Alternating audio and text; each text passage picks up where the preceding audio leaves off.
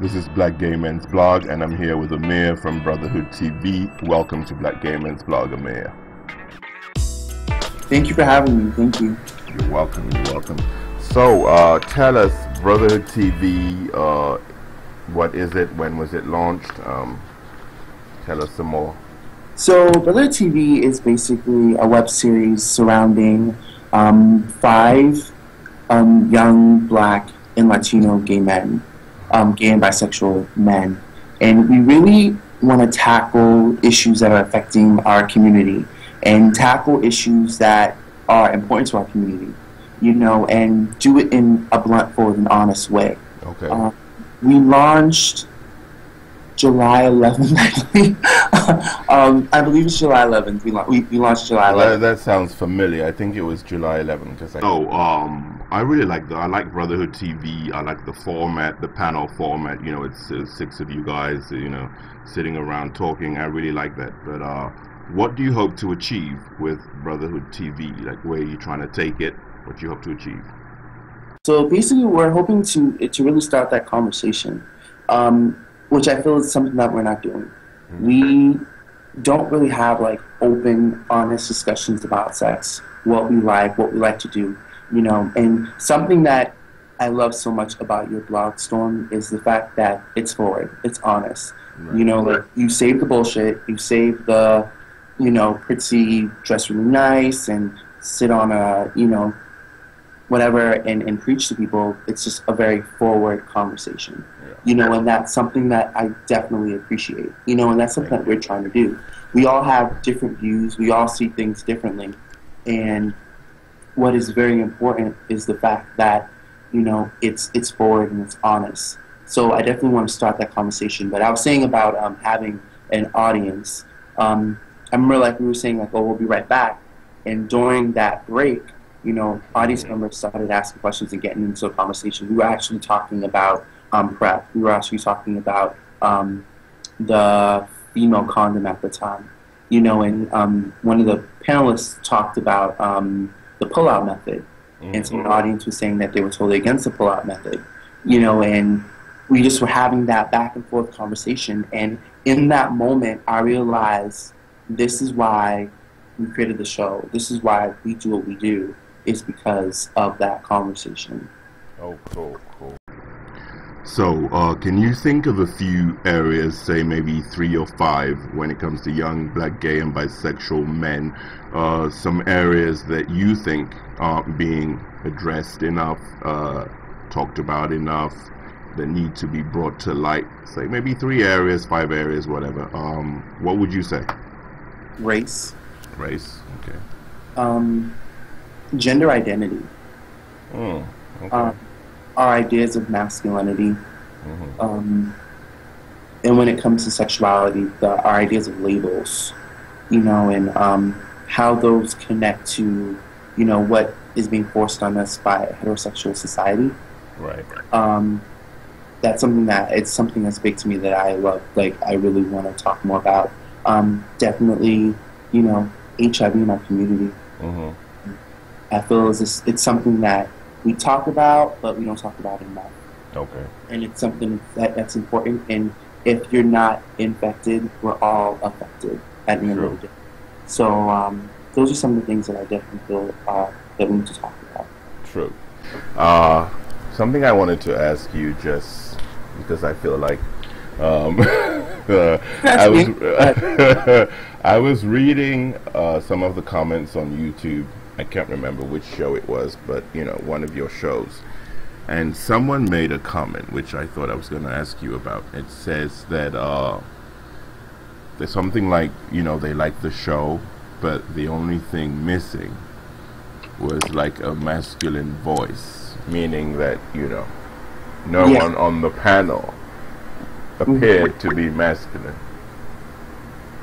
So, you're going to get me in trouble. I'm trying to get you in trouble. I like getting people in trouble. So, say something about that. How would you respond to that if, you know, people watching the show saying, okay, this is a great show, because you know how we are as, you know, Black men, you know. This is a great show, but, you know, Why don't they have anyone that's like whatever the world thinks is Like masculine? masculinity, yeah. Yeah, get in So trouble. I'm gonna say it how I see it. This is what it is. It's however you define masculinity is how you define masculinity. At the end of the day, when we started picking people for, the show, it was like, okay, so we want to get this like really butch guy. We really want to get this guy that's like, yo, yo, yo, what up?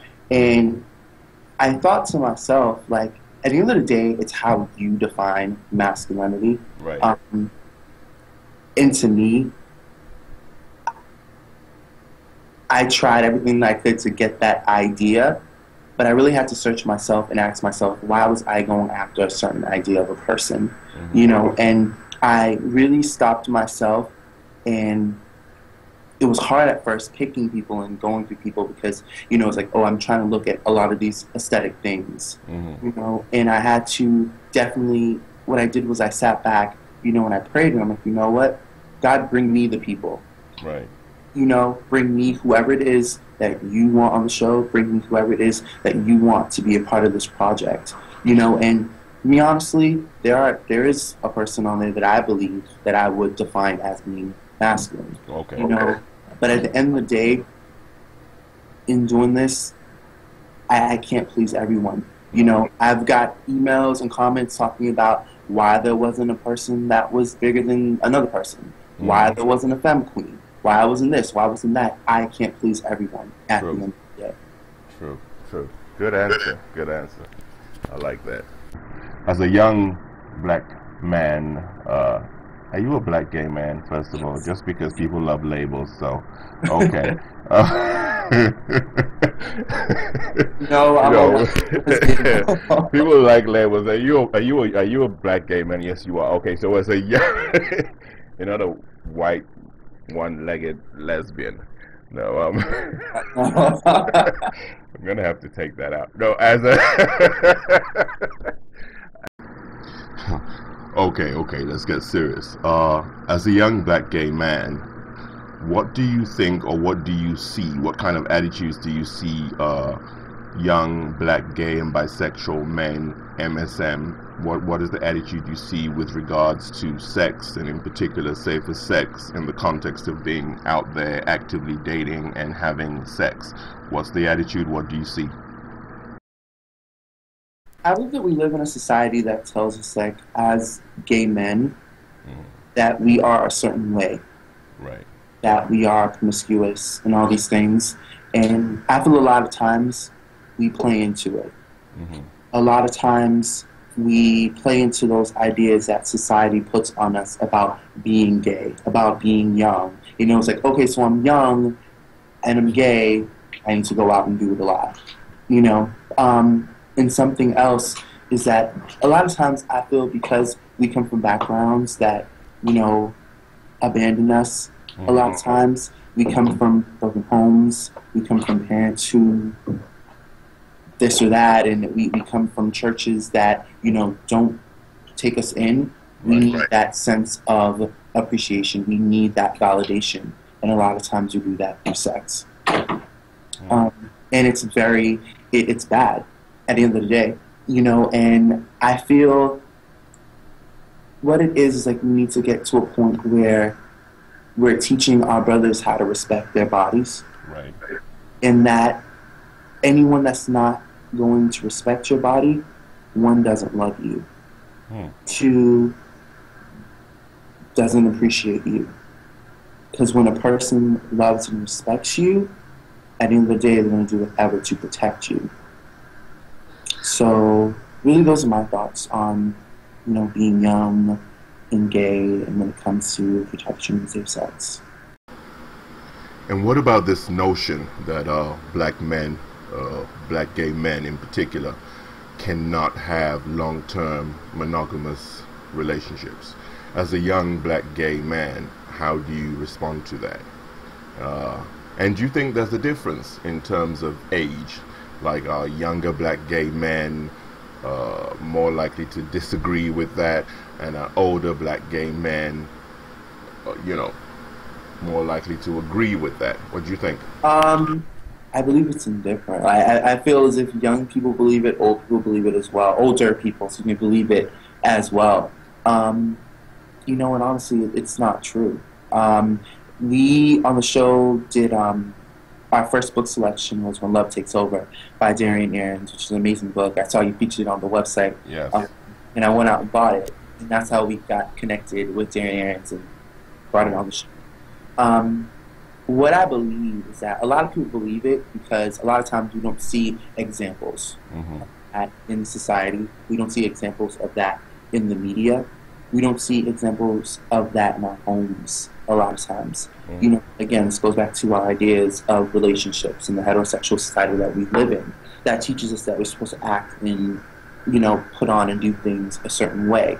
Right. You know, and I feel as if a lot of times because people don't see examples of that, you know, they believe that it's not something that they can possess a healthy relationship with another person. And another thing is a lot of times, you know, coming from, you know, broken homes, coming from places where our families and our churches say that we're worthless, a lot of times we believe it, and we believe we're not worth, you know, someone loving us.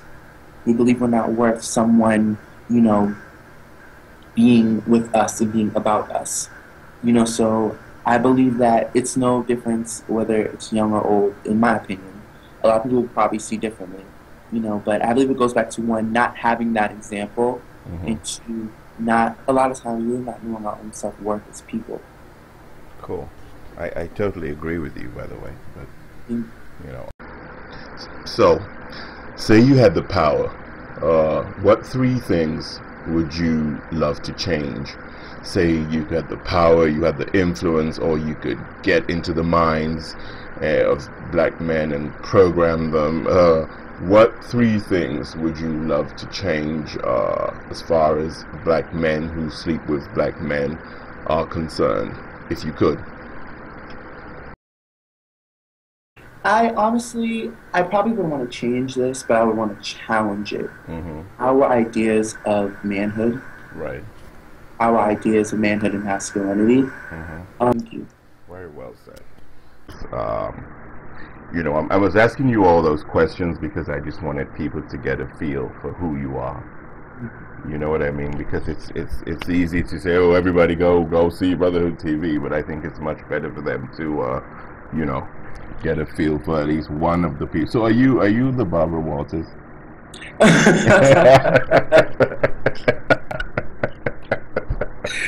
So we all are you the Barbara Walters of the group? Let's tell people, you know, how often are you guys currently updating, making videos? Where can they find you? So we premiere a new episode every single Monday morning on BrotherhoodTV.com. So you can go to BrotherhoodTV.com and see a video. We post it on Facebook, Facebook.com/BrotherhoodTV. Twitter, Twitter.com/BrotherhoodTV.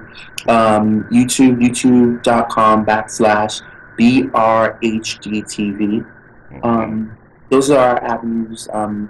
Something that I ask people to do a lot, and the best way to support is by sharing. Right. The best way to support is by sharing. You know, I tell people all the time, like, please reach out to your network, spread the word in your network, you know, and let them know, you know, about Brotherhood TV. Yeah. Well, I'm going to stick a few, you know, also in the videos section, because the last, they've just been so crazy because we're updating the site and but I'm going to stick a few of your videos thank you so much. On there, and you know, so people can check you out even when this, you know, still be in the video section anyway. So thank you very much, Amir. Thank you so much. Thank you so much. Thank you.